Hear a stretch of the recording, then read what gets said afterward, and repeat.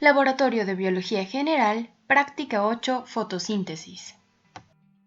La fotosíntesis es un proceso en el cual se utiliza la energía lumínica del Sol para tomar el CO2 que se encuentra en la atmósfera y transformarlo en energía química, al formar moléculas de glucosa.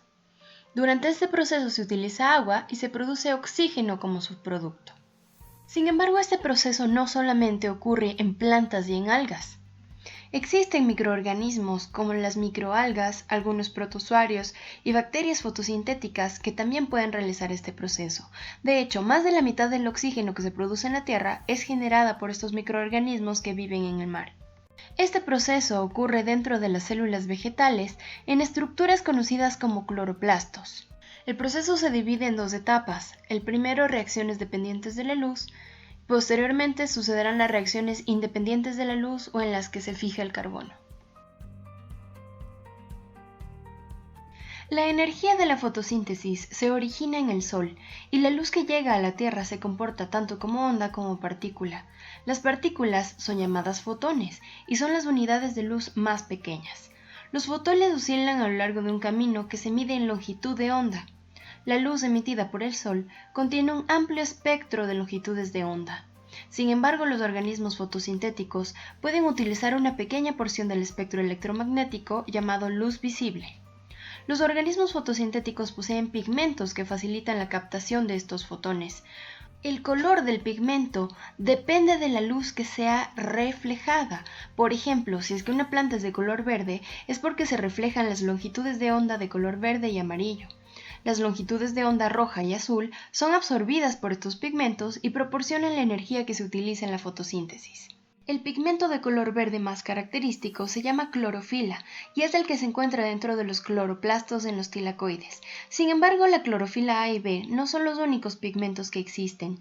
También existen otros que funcionan como pigmentos antena, los cuales captan electrones pero no son centros de reacción.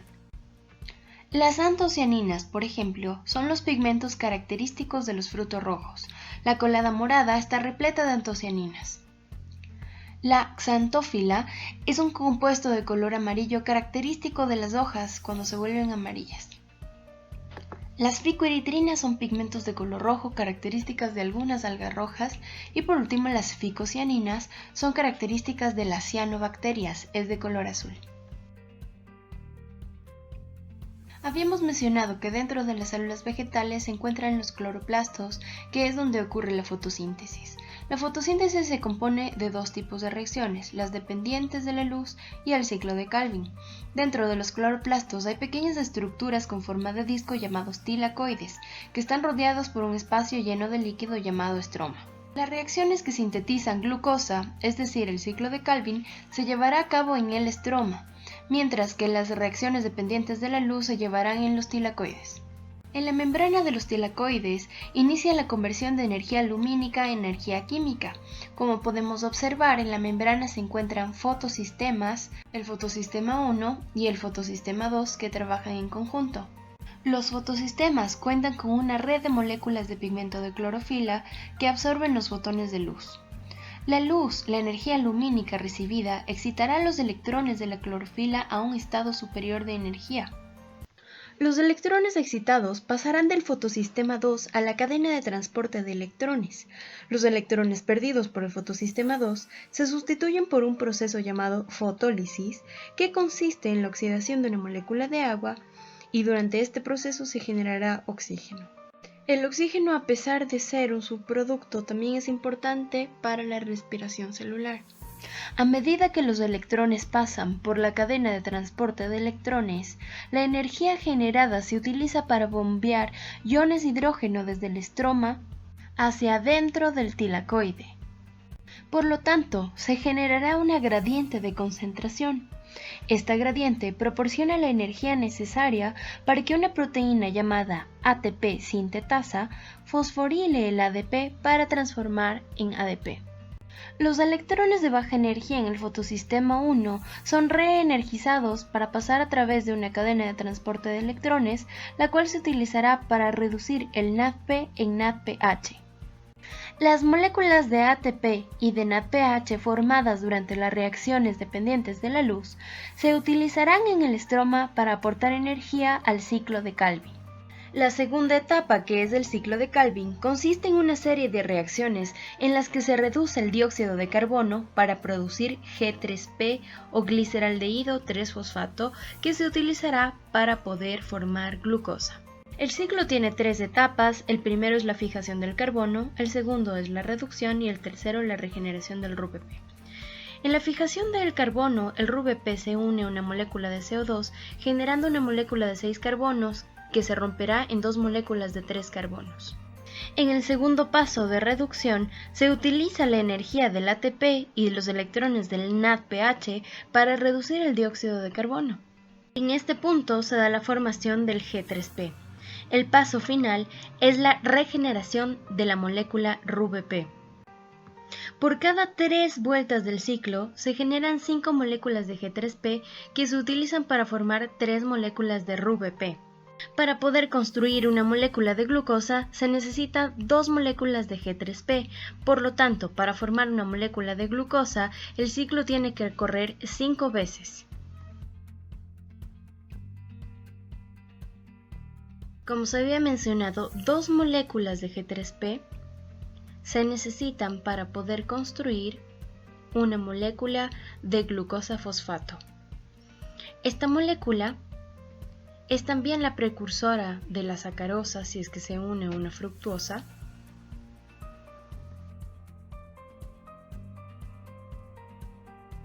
o para poder construir polisacáridos como el almidón o la celulosa. La planta, por lo tanto, necesita de la fotosíntesis para obtener energía para la construcción de materia orgánica para poder desarrollarse y crecer. Hemos visto que las células vegetales tienen cloroplastos, sin embargo, ¿también tienen mitocondrias? La respuesta es sí.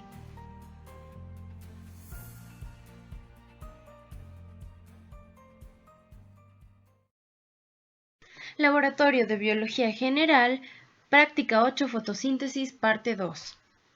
En la siguiente práctica se desarrollarán 4 ejercicios. En el primer ejercicio evaluaremos si es que se da respiración y fotosíntesis en Elodea y en peces. El segundo ejercicio realizaremos cromatografía de pigmentos fotosintéticos. En el tercer ejercicio observaremos pigmentos bajo luz negra y en el cuarto ejercicio observaremos tejidos de cortes de plantas C3, C4 y CAM. Para el desarrollo del primer ejercicio necesitaremos Elodea, peces de la laguna, azul de bromotimol, agua destilada y contenedores de vidrio. Prepararemos 4 contenedores con agua destilada en el cual colocaremos 2 gotas de azul de bromotimol. 2 de estos contenedores estarán llenos hasta el tope y otros 2 para los peces necesitaremos dejar una pequeña cámara de aire. En los 2 frascos que están llenos hasta el tope colocaremos una rama de Elodea. En los otros 2 frascos colocaremos un pez de la laguna en cada uno. Un frasco con Elodea y un frasco con pez se colocarán en la luz cerca de una ventana y los otros 2 en oscuridad. Después de 24 horas se deberán observar los resultados. ¿Qué coloración tiene el agua destilada con azul de bromotimol? El azul de bromotimol es un indicador de pH. Cuando se encuentra en pH 7 es de color verde olivo. Si es que el pH baja de 7 se hace amarillo y si es que el pH se encuentra sobre 7 se hace azul. En la práctica anterior observamos que cuando uno sopla en el azul de bromotimol se forma ácido carbónico y el pH desciende. Por lo tanto, los contenedores se vuelven amarillos. ¿Qué contenedores crees que cambiarán de color? Observa los resultados a las 24 horas y anótalos en el cuaderno del laboratorio. Para el ejercicio 2 de cromatografía de pigmentos vegetales, se utilizarán extractos de hojas verdes y rojas molidas en etanol al 80%, papel filtro, un vaso de precipitación, capilares, regla y lápiz, una grapadora y el solvente orgánico que será etanol de petróleo acetona en proporciones 9:1. Primero, se recortará la hoja de papel filtro para que ésta, al ser doblada e insertada dentro de un vaso de precipitación, deje 1 centímetro a cada lado y al menos 2 centímetros sobrepasando el vaso de precipitación. En el papel, a 1 centímetro del borde, se dibujará con un lápiz una línea recta. A continuación se llenará un capilar con un poco de la solución de extracto de hoja y se vertirá el extracto sobre la línea dibujada con lápiz previamente. Repetir este proceso 5 veces y dejar secar. Una vez seco, se procederá a formar un cilindro como se puede observar en la imagen. Para esto se utilizarán las grapas. La línea con el extracto de hoja deberá permanecer hacia abajo dentro del vaso de precipitación y se colocarán 4 milímetros de acetona éter de petróleo. Esperar 10 minutos mientras se observa cómo se comienzan a desplazar los pigmentos y después de 10 minutos sacar el cilindro, extraer las grapas y extender el papel filtro. Después del tiempo transcurrido, podemos observar cómo los pigmentos se han separado. Algunos irán más lejos que otros. Tomemos en cuenta que el solvente utilizado es apolar. Por lo tanto, aquellos componentes que sean solubles en este solvente viajarán más lejos, mientras que los que se queden en la parte inferior quiere decir que son polares. La cantidad del pigmento va a estar relacionada con el grosor de la línea que dejen. Dibuja y reconoce los diferentes pigmentos, rotúlalos en tu cuaderno de laboratorio. Para el tercer ejercicio observaremos pigmentos fotosintéticos en luz blanca y en luz ultravioleta. Observa qué sucede con estos pigmentos al someterlos a luz ultravioleta, dibuja y explica por qué ocurre este proceso. Para el ejercicio 4 se utilizarán hojas de plantas C3, C4 y CAM, azul de metileno, bisturí y portaobjetos. Procederemos a realizar cortes sumamente finos de cada una de las hojas, colocarlas sobre un portaobjetos y teñirlas con azul de metileno.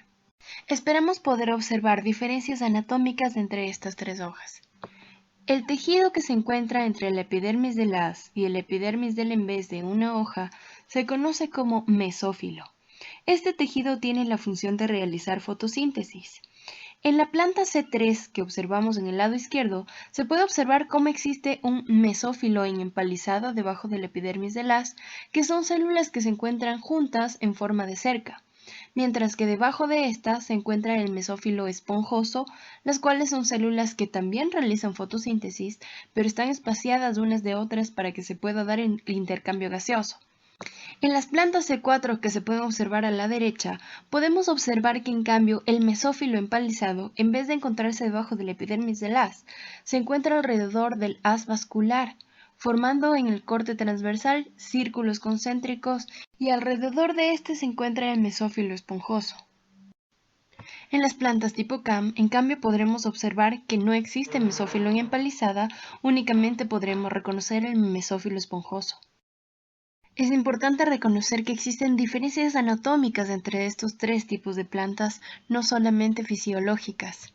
Entre las diferencias metabólicas más notables entre estas tres plantas, podemos considerar que las plantas C4 y CAM tienen estrategias para evitar la fotorrespiración. La fotorrespiración es el proceso en el cual las plantas comienzan a fijar oxígeno en vez de fijar CO2. Las plantas C3 no poseen un mecanismo para poder regular la fotorrespiración, sin embargo, las plantas C4 poseen un paso de fijación previa del CO2 antes de entrar al ciclo de Calvin, y para esto utilizan la PEP carboxilasa o fosfoenol piruvato carboxilasa. Las plantas CAM, de igual manera, poseen la carboxilasa. Las plantas CAM de igual manera poseen la PEP carboxilasa y otra diferencia es que abren los estomas durante la noche para realizar la fijación del CO2 y durante el día realizan el ciclo de Calvin.